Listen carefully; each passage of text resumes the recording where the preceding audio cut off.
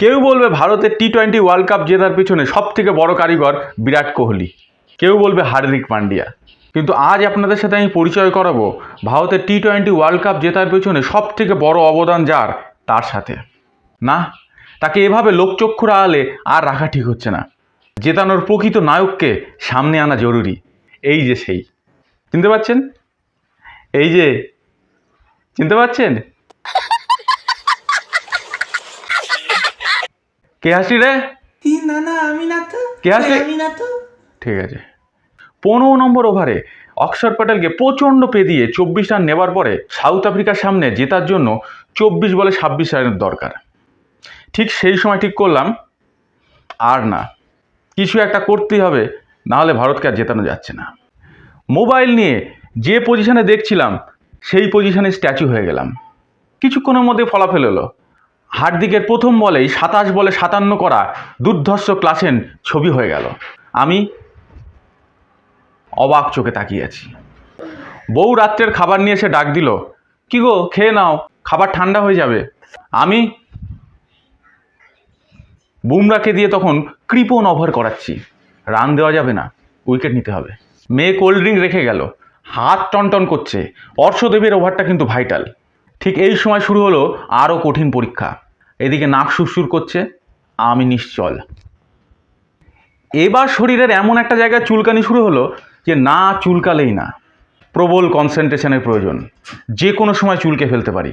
পরিস্থিতি এমন দাঁড়ালো, মনের ভিতর থেকে কে যেন বলে উঠলো, যা হয় হোক, একবার একটু চুলকে নে ভাই। আমি ওকে ওই পজিশনে থেকেই বোঝালাম, দেশ আগে না চুলকানো আগে। সে ব্যাটা মনের ভিতর থেকে বলে উঠলো, এই মুহূর্তে চুলকানো আগে, আর পারা যাচ্ছে না। দেশের জন্য কোনো কিছু করতে গেলে স্যাক্রিফাইস ছাড়া কোনো কিছু করা সম্ভব না। হাত নিজে থেকে গোপন চুলকানোর জায়গায় চলে যেতে চাইছে, আমি জোর করে নিজেকে ঠেকিয়ে রেখেছি। সে এক নিজের সাথে নিজের হাতের অসম যুদ্ধ। 20তম ওভার, হার্দিক বল করতে এসছে। প্রথম বলেই কিলার মিলার আউট। কোত্থেকে বউ উর্বশী রম্ভার মতো আমার কনসেন্ট্রেশনে ব্যাঘাত ঘটাতে এসে বলল, কি গো খেয়ে নেবে নাকি রতনকে খাবারটা দিয়ে দেবো? রতন আমাদের বাড়ির নেড়ি। মনটা এদিক ওদিক হতেই আমি একটু নড়ে উঠেছি।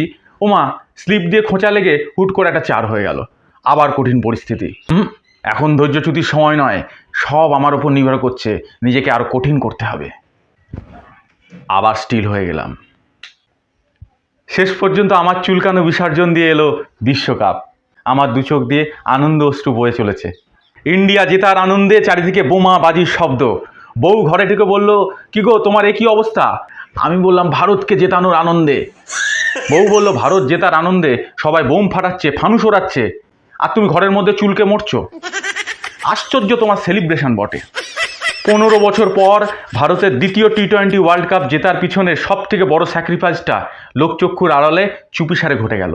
আর যে দেখতে পেল, সে এটাকে একটা সাধারণ চুলকানো বলে চিনতে ভুল করলো। হয় কোষ্ঠী পাথর না হলে কি আর সোনা চেনে?